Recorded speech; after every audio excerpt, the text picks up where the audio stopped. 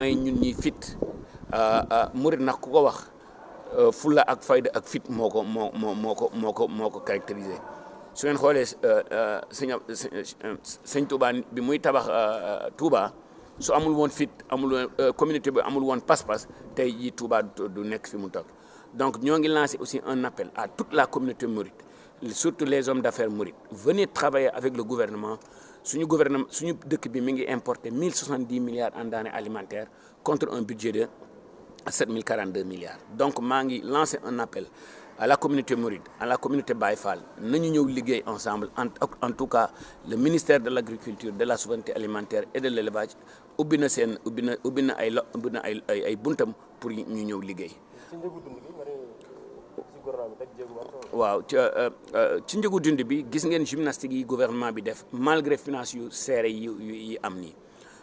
ministère des finances def na fi suñu mbokk murid la aussi def na ci liggéey bu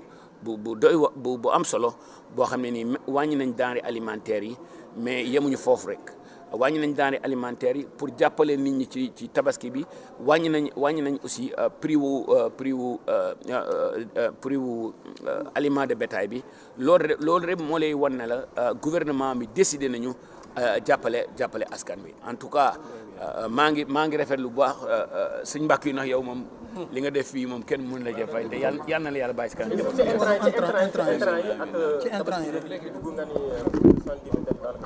waaw su ngeen xoolee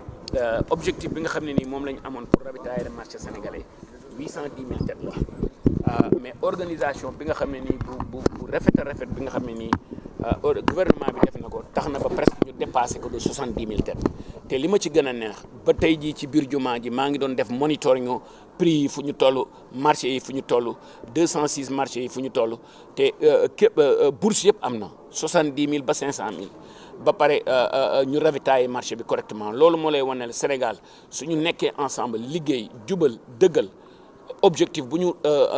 def suñu bopp rek mën nañ ko atteindre je vous remercie. merci. déglu leen tuuti waay def leen ndànk. waaw kon ñoo ngi leen di nuyu. ñoo ngi leen di nuyu ku ci nekk ci turam ak ci santam di leen jottali nuyu ak ziyaaru Cheikh Mouhamadul Muntaka le khalife général des Mourides ak imam Cheikh Moustapha ibnu Cheikh Abdoul Khadir bi ñu jiite léegi ci jumaa ji ak imam Bachir Lo ak Khadim Lo ñi nekk ci jumaa ji ak njabootug Serigne Touba gi yëpp di ndokkale fépp foo xam ne fii fi la jullit nekk ci àddina bi ak ci biir réew mi ñi nga xam ne ñoo bokk diine ji ak bépp taalibe boo xam ne bii mi ngi aju ci Serigne Touba di leen ndokkale ci lii nga xam ne lii mooy tey it di feet bu mag ci diine ci lislaam nga xam ne ñun ñoo ko bokk ñun ñi nga xam ne ñooy jullit yi muy feet goo xam ne gi tabaarakallaa coono yi mënut a ñàkk ndax coono ak jafe-jafe moo ko lal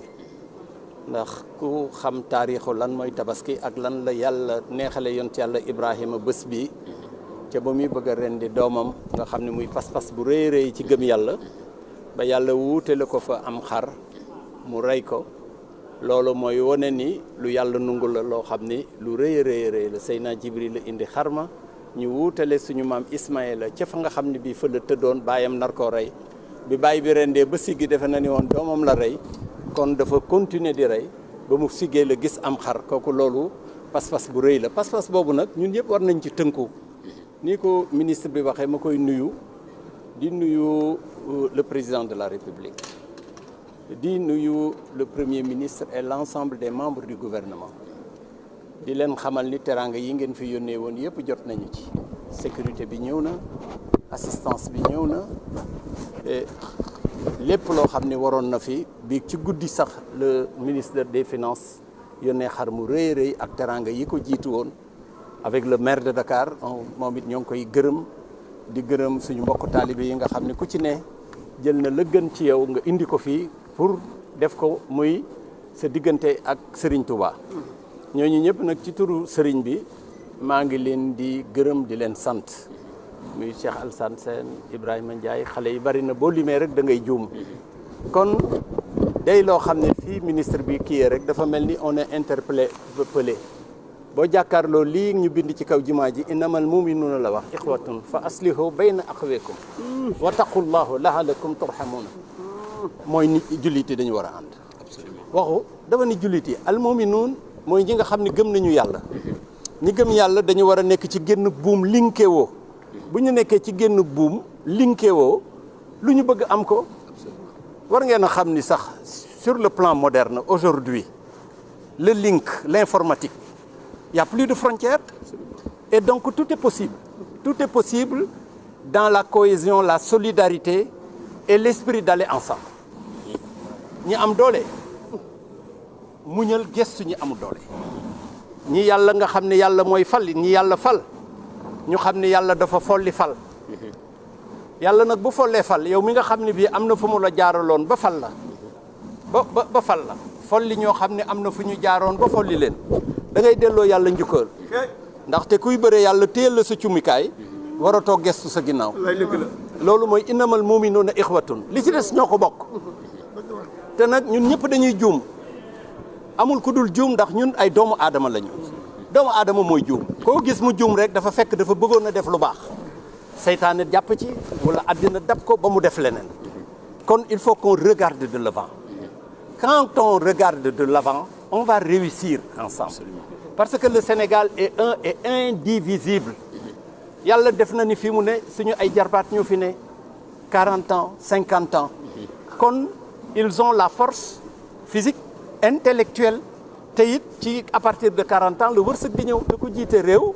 wërsëg wa nga xamee ni bii moom la réew ma tukk nu mu tëddee yàlla da koy taxañ jox la ko. On vient de fêter notre premier baril de pétrole. Ça c'est un signe de Dieu. Alors ce signe de Dieu là yàlla li mu bëgg mooy li ma la wax innamal muminuuna ixwatun bu ko defee ñi nga xam ne am nañu doole nañu liggéey te tam xam ni la ca kanam mooy la nga xam ni faut pas qu'on vous divertisse. Faut pas qu'on vous divertisse. Le divertissement day ralentir la vitesse de l'individu vers l'essentiel. Te on a entendu les discours ñoo ngi leen ciy gërëm lii ministre bi wax c'est l'occasion de répondre. Xëy na je réponds pas au nom de toute la communauté mais je peux répondre aussi pour la communauté. C'est un appel qui n'est pas tombé dans l'oreille d'un sourd. Mais la collaboration avec le gouvernement nit ñi bëgg nañ ko. Mais dafa am foo xam ne fii rek dafay sooxe fa muy sooxe mooy dañuy jël des groupements socio-professionnels ñi ñu tuddee leen le patronat yi ay kii yu bari lañu.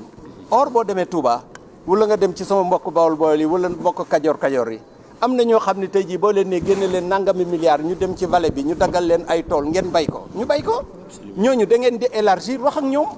te ñu ngi fi am na ñoo xam ne ñoo ngi bay boo demee Touba. Cheikh boo gis am na tool yi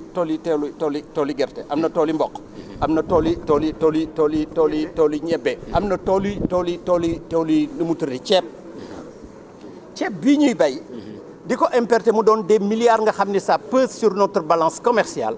Nous les opérateurs économiques ñi nga xam ne ñi c'est des hommes d'affaires ils sont dans des secteurs et ils ont des moyens financiers ou bien gouvernement bi encadré leen avec levée des moyens financiers. Loolu boo leen ko defee. Dans les 5 années à venir, dans les 10 ans à venir, on sera autosuffisant. Inch'Allah. J'ai fait une étude sur l'Arabie Saoudite en 1984. Sur le plan économique, l'Arabie Saoudite importait du blé. Aujourd'hui, l'Arabie Saoudite exporte et c'est un pays désertique. Absolument. Il y a eu un programme. Oui. Il y a eu vraiment les nationaux yi nga xam ne moom la ñu jël ñu boole leen ko ñu ñëw ñu liggéey. Loolu mooy li nga am solo. Te l'économie du pays aujourd'hui, il est tout à fait normal parce que aujourd'hui les banques. Il y a des banques, les Français partent. Les autres banques, bu ñu sàgganul les hommes d'affaires ou les hommes ñi nga xam ne am nañuy banque dans la sous-région dinañ jënd banques yi. Wala les Maroc, on a entendu la Société Générale, il y a un Marocain. Pourquoi pas les Sénégalais? Absolument. Le gouvernement peut lever des fonds, peut demander aux opérateurs économiques de faire des tours de table, de sortir de l'argent et de prendre les outils qui permettront vraiment à aider au développement. Le pays ne peut pas se développer sans les Sénégalais. Oui. Donc li nga ci wax moo tax ma bërëxal ko ci di leen encourager. Merci. Parce que ñun on est embarqué dans une barque bi Diomaye moo nekk capitaine bi mooy nekk commandant bi. Il y a Sonko qui est le vice-commandant. Yéen vous êtes les ouvriers qui sont là-dedans. Lu ñu leen di ñaanal ngeen dem ba accosté ci port bi ñëpp gis ci seen bopp loolu rek la ñuy ñaan ñu ngi gërëm ñëpp di sant ñëpp di wax yàlla nañ ko julli yu bari di gërëm nag vraiment organisation Massalikul Jinaan di ko teg ci loxol Modou Mbaye Samba Diaw ak Abdou Khadr ñu tasal ma ko ci ñëpp sécurité bi ñaa jigéen ñeeg di ñaan yàlla nañ ko jullee réew mi nañuy ñaan jàmm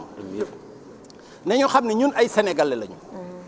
bu sénégalais richeul réew mi du riche absolument bu dee Burkina bu fi jëlee dara Burkina la koy yóbbu bu dee libanais bu ko jëlee fee Liban la koy yóbbee bu dee tubaab bu ko jëlee fee France la koy yóbbee bu dee marocain bu ko jógee fee fële la koy yóbbu sénégalais bi fi nekk même bu fekkee ne sàcc na sax fii la xaalis bi des fii la koy def nañ fexe rek boobu mu peñ fee jógee kon nañu labirante dafa mel ni sénégalais yi yónnee wuñu sénégalais yi am te bu sénégalais yi amul le pays ne se développe pas. Et vous les journalistes on vous remercie et vous devez servir de relais et nous aider. ñoo ngi gërëm ñëpp di sant ñëpp merci à monsieur le ministre. yàlla nga yàgg nag ñu ngi koy ñaanal bu yàgg fii. nan nga ko jàngatee en tant que. waaw mais Kersa c'est quand même assez vaste. parce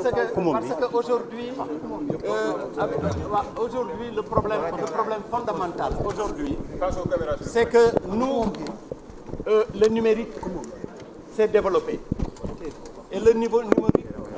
a une vitesse exponentielle et que le législateur aujourd'hui n'a pas suivi et ne peut pas suivre ba nga xam ne ñàkk kersa gi am ci réew mi dara indiwu ko lu dul les réseaux sociaux ku làqu ci sa clavier wala nga làqu ci sa téléphone wala nga wut sa truc di wax loo xam ne lii c'est pas sénégalais suñu sénégalais suñu coutume ak suñu culture mooy kersa jom rakk fonk mag fonk dimbali